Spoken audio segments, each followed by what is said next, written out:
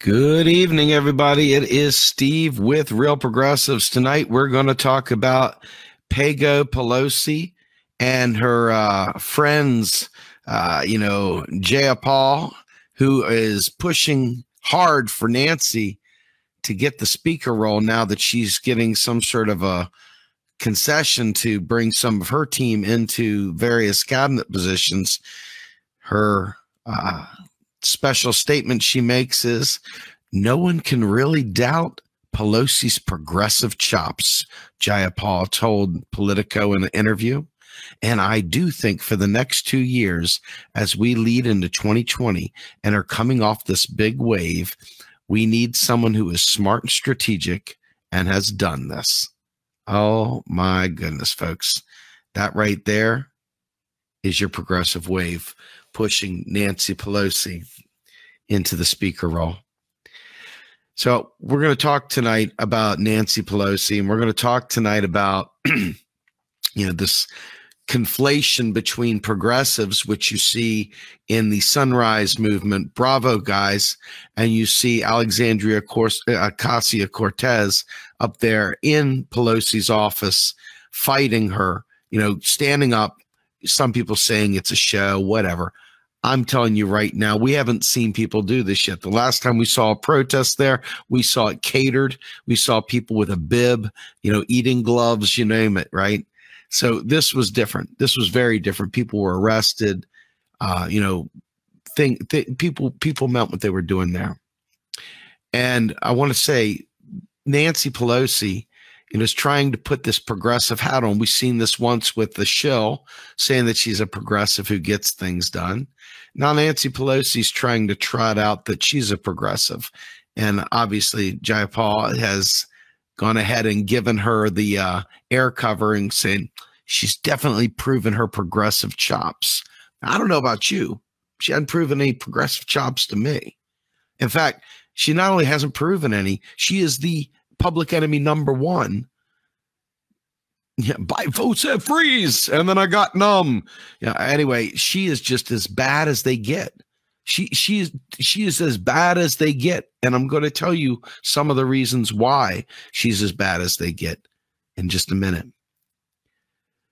But as we've talked, in order to solve climate change, and we're not going to solve it, we're going to mitigate it at best, because we've already screwed the pooch on taking action that can actually affect any kind of shifts. We totally have acted like it's not happening, and sure enough, we've crossed that point to now where we're going to have some problems no matter what. And I've not seen anything short of the Sunrise Movement and Alexandria Ocasio-Cortez have a big enough platform to really do something about it in many years. A lot of people, good people, a lot of Green Party people I know stand very firmly for the environment and are unequivocating in it, but they don't have electoral power right now. They don't have that voice that can change legislation except in the role of an activist at the moment. So in terms of people that are in position to cast votes, people that are in position to do various things, this is a really big moment in our lives. So why would they put somebody up there at the Speaker of the House who controls so much? So much is controlled by the Speaker. Why would they put somebody up there who's about ready to put a bunch of fiscal rules on all spending, something called PayGo? Now, many of you probably haven't got a clue what PayGo is. You probably never even heard of it. But in a country like ours, we know for a fact that there's no such thing as paying for programs. It's a lie meant to keep us from getting what we need. It's a lie that both parties use to great precision when it serves them. But Nancy Pelosi, she's a true believer because she is a true neoliberal. And so her PayGo scheme here is handicapping the mission, as it were, before it even gets started. So the hopes and dreams that all of us have rest once again in a neoliberal's hands, unless because I never play the victim. If you haven't figured this out by now, I don't give a lot of room for victim-minded activism. I like give zero room for victim-minded activism, because you may as well just die, roll over and die if you're going to play victim-based activism, right? No, we're going to be productive and we're going to keep moving forward, because that's what progress is. That's what progressives, real progressives are, not these phony ones like Paygosi, okay? But real progressives keep pushing forward, and we keep fighting, and we don't allow these people to friggin' wreck our vibe, okay? So Paygo, in essence, makes a false narrative that we have to pay for every program. We have to offset it with a tax. We have to offset it with a cut. We have to do different things like this, okay? Now, people that don't understand that our government is self-funding will say, oh, that makes all the sense. Democrats are always fiscally responsible. Fiscal responsibility and progressivism don't go together, because progressives should know by now. And if they don't, shame on them. But they should know by now that a self-financing government like our government, you know, you never hear them talking about where they're coming up with the money for bombs, right? We'll keep saying that until it finally enters into the noodle. But progressives should understand that it costs a hell of a lot of money to give free education. It costs a hell of a lot of money to give Medicare for all. And if you want to go a step further and get the insurance companies completely out, just friggin' go ahead and give pure universal health care, right? Why not?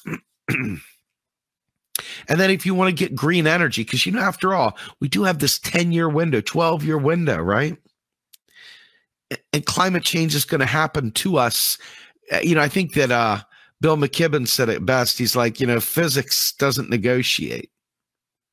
You know, it's going to happen. Doesn't negotiate. So Paygosi is acting like it's no big deal. Now she said, yeah, we've got to institute this committee again to research climate. Well, we don't need to research it, folks. We know.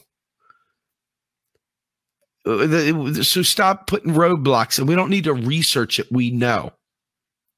Tons of data, tons of research. Stop slow playing this. It's like a bad date your mom's making you go on that you really don't want to go on. So you keep saying, but Mom, my pants are too tight. Mom, my shirt's wrinkly. Can you iron my shirt? Mom, you know what? I got a headache tonight. Hey, Mom, where's my comb? Oh, I can't go out tonight. And all of a sudden you get to the door and you got your big old cummerbund on and that big nappy velvet tie. And you're looking really bad because you got your zits going, and you go to this dance that you didn't want to go to and whatever. That's what they're doing with all this stuff. They keep throwing roadblock after roadblock after roadblock in front of it. It's not by accident, right? So what is this progressive wing elevating this wicked garbage, Paygosi? Why are you putting her up there? She's got power no matter how many positions you have in your little committees. She's got too much power. She's an ignoramus, but she's not ignorant. This is the thing. We always make mistakes. We try and say, well, she just doesn't know. No, she freaking knows. She's just a neoliberal. She's a many times a millionaire neoliberal. Okay? She's a bougie limo liberal. And she doesn't care. And she has an agenda. And her agenda is not for the people. Okay? So what is progressives elevating her for? Why? It doesn't make sense. Because to fix not just the climate, but to have a Green New Deal, which was coined originally by the Green Party and has now been carried to the floor, or at least into the public conscious beyond the green world, to the larger public as a whole, through Alexandria Ocasio-Cortez, this is going to cost big money, right? If you're thinking about the normal tax and spend liberal, this is big bucks, man. How are you going to pay for it is the question du jour. How are you going to pay for it, folks?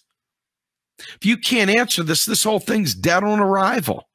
There's no point in even pretending you're going to do it. It's all just talk if you don't know how to pay for it. But we got good news.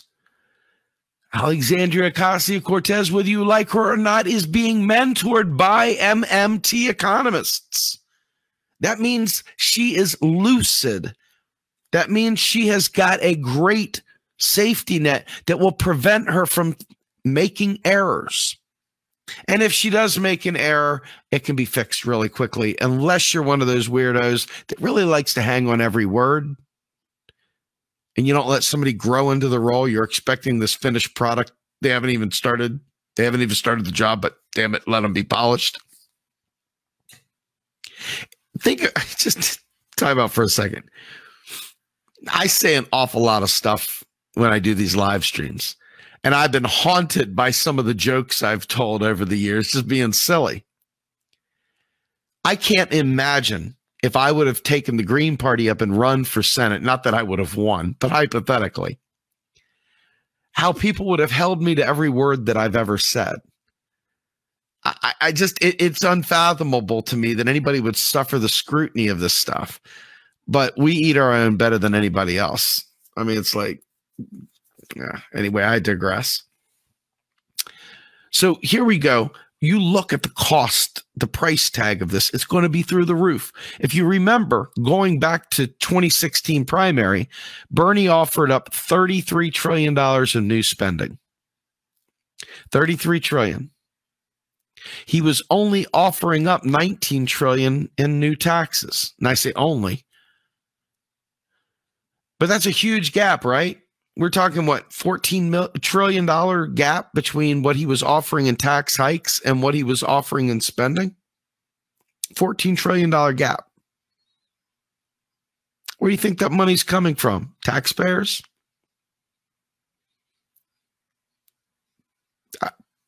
Where's the money coming from? Private banksters. The Rothschilds. Where do you think that money's coming from? Seriously. It's coming from keystrokes. It's coming from keystrokes. And that's really pretty much all that it's doing. So I'm going to show you his tweet. It's great. This was Dr. Kelton today. And she says, the Fed will clear the payment authorized by Congress. Can't get much more straightforward than that. That's how you're going to pay for it. That's it. Right there. How are you going to pay for it? Boom, right there. Somebody says, hey, who said that? Kelton's like, I did, yo. She drops some symbols east side. Stony Brook flavor. Knuckles all twisted. Wham! Dropping dimes right there, right? So, but this is the facts, right? In order for us to have a new deal, we've got to really, really understand how the game's played. So naturally, I'm going to play a little bit of a game here for you. I don't believe that electoral politics is our salvation. I play it because it's important in its own right, but I don't believe it's going to save us. I believe we, the people, have to have a movement to force the hands of the powers that be. I see the progressive give-up strategy as, well, the Republicans have the Senate still, so it'll never pass. So we should stop. We can't possibly win against the Republicans. The Republicans. Weak. You know, it's kind of like I want to get that Alec Baldwin, Glengarry, Glenn Ross moment. The leads are weak. You're weak. Progressives need to stop kowtowing and tiptoeing and tucking tail and meagerly walking around. They need to sit up straight with confidence. And they need to make demands. And they need to mean it. And they need to not be sitting there going, she's a sheepdog. He's a this dog. Because what's happened? The only way we win Isn't a matter of what party you're in. You don't have to Dem enter to support a Green New Deal. You don't have to Dem exit to support a Green New Deal. You don't have to become a libertarian or a Movement for a People's Party or a Green Party or anything. You can support a Green New Deal as an independent as well. You can support a Green New Deal regardless in your word and deed and the activism you perform. Voting is just once, but activism, that's a 24/7 by 365 endeavor. That's a part of who we are as people, and that goes on all the time. And if you apply the each one teach one mindset that we try to instill, we grow an army of people that makes them so that regardless of what the masters say, they're going to serve us. They're going to make concessions, and they're going to do what they have to do. I'm dead serious. I fall back on this often. Richard Nixon was absolutely not for the hippies. Richard Nixon despised hippies. But Richard Nixon gave in to the EPA and made the EPA come to existence on his watch. And that wasn't out of the goodness of his heart. That wasn't because he wanted to be hanging with Smokey the Bear and making everything better and stop the Indian from crying in the commercials they were propagandizing. They wanted to just run roughshod, but what did they do? They passed the EPA because the people demanded it.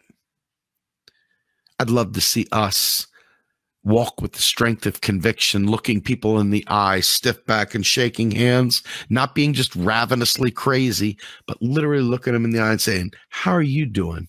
How you doing? How you doing? Let me make you an offer you can't refuse. Hey, and 10,000 people stroll up. It's a pretty powerful statement right there. But instead it's like, we'll never be able to get it passed. The Republicans have the Senate. We'll just never be able to do it. I don't know what we're going to do. So anyway, Kelton is now in Australia. She's getting ready to speak to a great group out there in Australia called Get Up. And Get Up is fighting for the same exact stuff we are in the United States, just Australian style, down under, right? New Deal on the Barbie. And she's down there and she's going to give a talk. And they've already got news articles out there about job guarantee for all Aussies. Folks, this New Deal stuff, it's going to start becoming the flavor of the day. It's going to be more than the flavor of the day as activists really start making it happen. But you're going to hit a wall with Paygosi. You're going to hit the wall with the pay-fors. There's still too many of us that worthlessly believe the United States government borrows money from private banks. They don't realize when Congress authorizes spending, the banks they created by charter with the Federal Reserve Act, that freaking thing that they created, somehow or another, they have worthlessly got it in their heads that the United States government has to borrow its own currency because, after all, it's the Jews, right? More of that disgusting racism that creeps out. This is our own movement doing this, guys. I mean, doesn't that bother you a little bit? Doesn't that make you skin crawl a little bit? It makes mine crawl. I don't have a lot of patience for it either, I'll be honest with you. But Nancy Pelosi, if she gets a speaker, has a bunch of fiscal rules. And I'm going to read them to you. I'm going to put up a sign while I read this thing real quickly. And basically, what she's talking about doing, and it's just so frustrating. I mean, it's just so frustrating. She is going to, and this is out of the Intelligencer, Let me get up. She goes, alas, there are several. Well, let's start back up. I'm so sorry. She goes, this proposal in effect. Let me go back even further. This week, Minority Leader Nancy Pelosi unveiled a list of new procedural rules that her caucus intends to implement when the next Congress is seated. Most of these measures are unobjectionable, good government reforms, but one of them could create a new and all but insurmountable obstacle to the passage of many of the policies that the Democratic Party claims to support. The rule proposed by Pelosi and Massachusetts Representative Richard Neal would require a 3/5 supermajority to raise individual income taxes on the lowest earning 80% of taxpayers. All right, so this right here, the rule proposed by Pelosi and Richard Neal would require a 3/5 supermajority to raise individual income taxes. This proposal, in effect, a progressive revision of an existing House rule under Paul Ryan's leadership. The current Republican majority established a supermajority requirement to raise income taxes on anyone. Thus, Pelosi's decision to retain the supermajority threshold on tax hikes, but restrict it to the bottom 80%, might look commendable at first glance. After all, in recent decades, America's richest citizens have had their tax rates plummet. Anyway, you go through all this, and ultimately, a bill required for those households to pay a new, smaller monthly sum to government so as to find a single-payer system that would actually reduce their cost of living by delivering radically cheaper health care services could hardly be called regressive, right? Well, let's get back here for a minute. I'm going to come back to the screen. What she's done is she is, in essence, poison-pilled every single one of the New Deal proposals that will come out, forcing a supermajority to raise it. Now, mind you, I don't care if taxes are raised. They could cut taxes. They literally could slash taxes on the 99%, and it wouldn't matter because we're self-funding. The government itself is self-funding. The debt is a lie. It's just savings accounts, interest-bearing savings accounts paid for by already existing U.S. dollars. So it's a bunch of bullshit. So what's the point of this? Well, as long as the federal government is handcuffed and can't do anything, guess who can do stuff? That's right. Jeff Bezos, Bill Gates, Wall Street. They're neoliberal friends that they can privatize services. We just can't make it work, Captain. We just can't make it work. I'm a doctor, damn it. And so they'll push this stuff out to the private sector. And neoliberalism wins again. It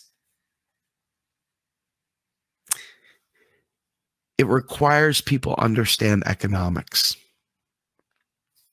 I can't make it fun. I wish I could, maybe do a dance. I could do like Irish dancing or something like that, do silly stuff. I could do the booty wop or something, twerk. I could do all kinds of stupid stuff to try and make it fun. But at the end of the day, it's still economics, which I happen to think is the coolest fucking subject in the world. But some people just can't stand it.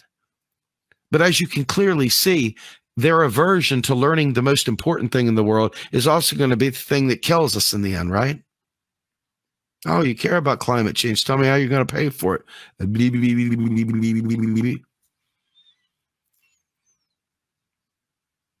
mean, I'm not joking, folks. Nancy Pelosi is going to use these typical neoliberal, hey, you know what? First blush, that sounds like it makes sense.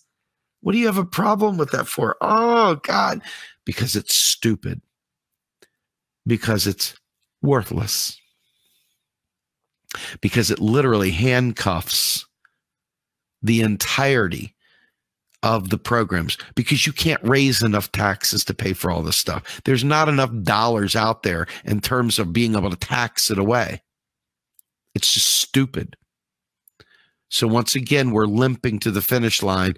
If we're lucky, maybe we'll get to maintain part of the ACA before it's completely destroyed. Folks, this is what you're setting up with Nancy Paygosi. And this right here is also what you get when progressives refuse to learn how it works. Vote blue. Well, let's play a vote blue game. Does your vote blue understand how federal finance works? Do they understand it? No? Then I'm not voting for them. It's that simple. It's a shut door. If your vote blue believes that we've got to raise taxes to pay for stuff, I can't support you. It's that big a deal. Taxes serve a multitude of purposes, none of which is to pay for stuff. So when you hijack life-saving services with a pay for, you in essence destroy our ability to have it. Here, I'm going to put a Kelton tweet up here. It's a pretty awesome tweet. And I think this right here is pretty awesome. The United States doesn't need tax or borrow in order to spend. Real resources, inflation, and distribution inequality are what matters. The rest is bullshit. The rest is bullshit. Well, here's the problem, folks. Everybody's saying third party. And I'm going to talk to the Green Party of Pennsylvania tomorrow at their November conference. I'm really excited about it. I'm really glad that they think highly enough of me to ask me to be their keynote, and I'm looking forward to that. But one of the reasons why Pennsylvania supported my stances is because they understand that I'm fighting against an entrenched enemy within the Green Party itself, a very, very pernicious lie led by a group that calls themselves the American Monetary Institute, led by folks like Howard Schweitzer and others who are peddling the myth in Section M of the national platform that talks about the unsustainable national debt, just like the GOP. Just like the GOP. Third party, there you go. Sounds much like the other party. That sounds damn close to Republican, doesn't it? But we got to break the duopoly so we can be the duopoly. Now you need to break the duopoly so you can behave better. Why in the world would I support a left group that supports a Republican-minded belief system that somehow or another we're going to run out of dollars, that somehow or another we're in debt to banks, that somehow or another, all these bullshit lies? Why would I support someone that does that? It's ridiculous. So there is an insurrection. There are groups within the Green Party that are rising up because they realize Section M of their platform is complete and utter horse doogie.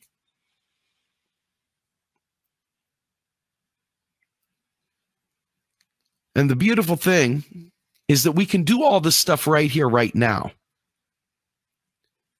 I'm going to repeat. When is the last time you saw them scrounging up crumpled up old bills, tax dollars, to bomb the hell out of somebody? If you can't answer that with a straight face, then you know your answer already. I don't need to tell you another statement. I don't need to say anything. I don't need to give you another hint. You should already know.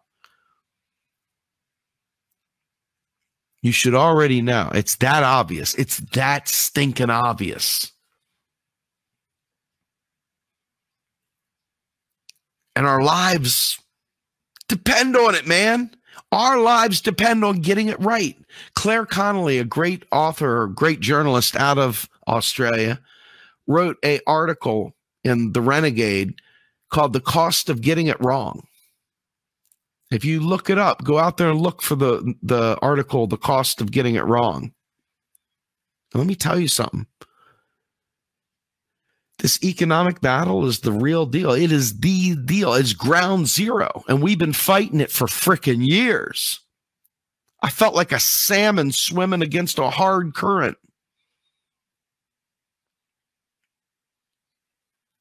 Now, this PayGo thing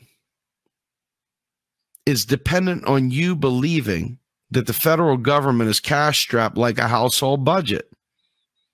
You'd have to be literally not trying to get this to believe that. You'd literally have to be you'd have to be putting in overtime, extra effort, doing extra homework assignments to get it that wrong.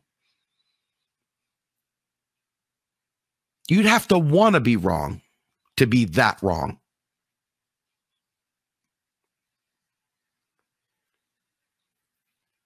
So you have to ask yourself, why is Paygosi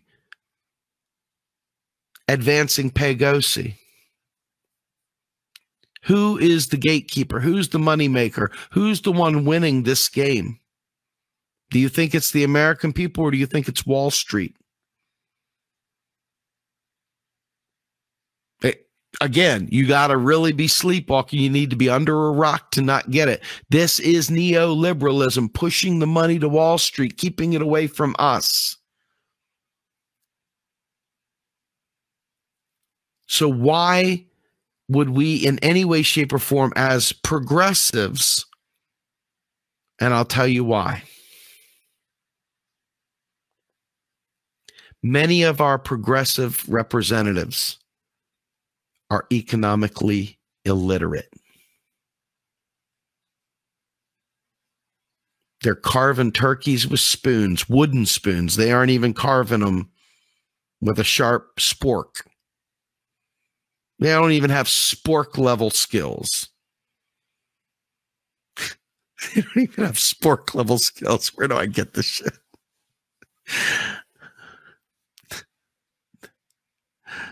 Nah, man, they're dealing with wooden spoons, man. And this is, I've seen brand new Congress doing this, advancing candidates that were economically illiterate. Disgusted me, made me sick in my stomach. Hell, I saw the Justice Dems doing it too. Now, I will tell you, the Justice Dems are starting to listen to MMT, whether you like that or not. It's a shame the Greens didn't jump on it when they had more of an opportunity to really pull in burners and do some really great things, but it's never too late to do the right thing. Because it's going to take an incredible movement of the 99 to be able to advance past these procedural hurdles, the party hurdles, all the other hurdles that are out there. It's going to take a movement of epic proportions. You, me, everybody. You must understand that the nation can afford all of this. If you're still scratching your head, we got papers. We'll give you things to read. I can break it down simple. The United States government creates its own money. It has chartered banks to handle its brokering. It spoke the Federal Reserve into existence in 1913 to handle clearing payments. Congress alone, Article 1, Section 8, controls the purse strings. Look it up. Pretty simple shit. Article 1, Section 8.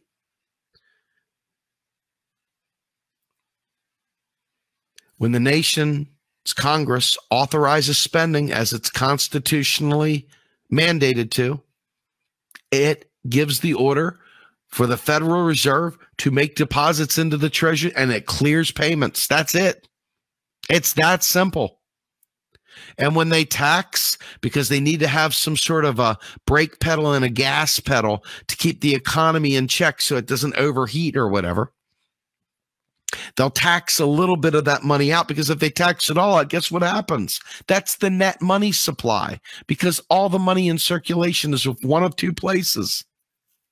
The government spent it into existence, or you and I went into debt, borrowed it into existence. But the federal government sure as hell didn't go to some private bank whistling in line on a Friday. Yep, got my checkout slip. Yeah, I'll take $10 trillion, please. Thank you very much. That's not how it works. The government doesn't say, hey, we need money. The government says, hey, here's the bill. Here's the automatic stabilizers. Here's this Treasury, spend the money. Federal Reserve, mark up the accounts as prescribed. That's it. And when it's received as a tax, it's done its job. It is purged from the rolls. So what are we Paygosieing for? Seriously. This has got to start resonating with you. You have got to start repeating this without the training wheels. You've got to start taking this seriously, because they are taking it very seriously that you're not going to take it seriously. They're rolling the crap die. They're betting on you going back to sleep and not giving a hoot. They're counting on it. They are literally saying, those guys aren't going to do shit, man. They're not going to care. They're not going to pay any attention.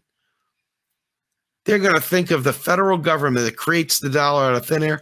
They're going to think about it just like it's their own personal piggy bank. And if they're out of money, damn it, they're broke, which is preposterous.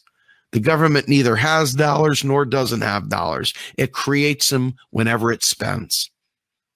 And it deletes them whenever it receives it back as a tax. It's that simple.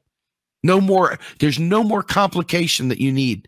If you start getting more complicated, bring specific questions. If you don't have answers, we'll give you answers. But by God, don't make this complicated. If you have no interest in learning more than that, just know that the government is self-funding. Bonds don't pay for shit. Taxes don't pay for shit. Every dollar spent into existence is a new dollar. Period. We're not backed by oil, and who gives a shit if we were, but we're not. We're not backed by turkey necks, chicken wings, frogs' legs, feathers, gold, barrels of oil, moon rocks, fool's gold. We're not backed by nothing but the tax.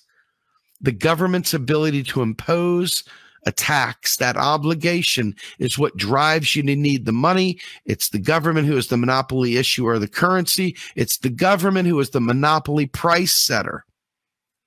They're the ones that set the price by spending the money into existence. Do you get this now? They don't just randomly crank the pump to prime out money. Hey, put some more money in there, man. Okay, boss. Cranking away. Printing money. Printing more money. That's not how it works. It's not how it works in the UK. It's not how it works in China. It's not how it works in Japan. It's not how it works in Australia. It's not how it works, period. Keystrokes, that's it. There's money out there, paper money out there for the convenience of bank tellers, for the convenience of ATM machines, but the rest of it's digital.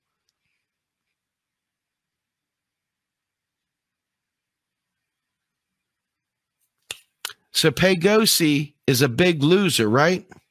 You understand now? When they do this, it's literally meant to strap us down and prevent us from having nice things. Because now they got to scramble to figure out how they're going to pay for it, which is a loser's game. It's a lie, and it's meant to keep us desperate.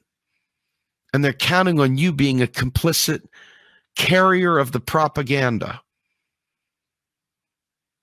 And it's time for you to mean it when you say you're going to resist. And by resisting, that means you start insisting that they serve you.